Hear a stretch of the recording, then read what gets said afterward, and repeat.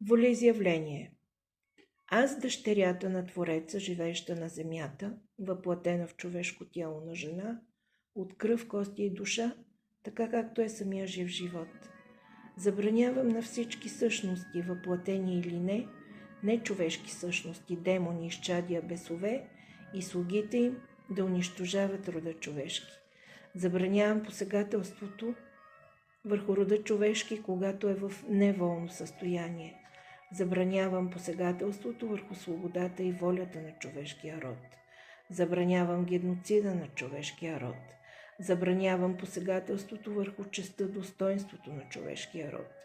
Забранявам всички медицински, лабораторни, изкуствени, научни експерименти с човешкия род.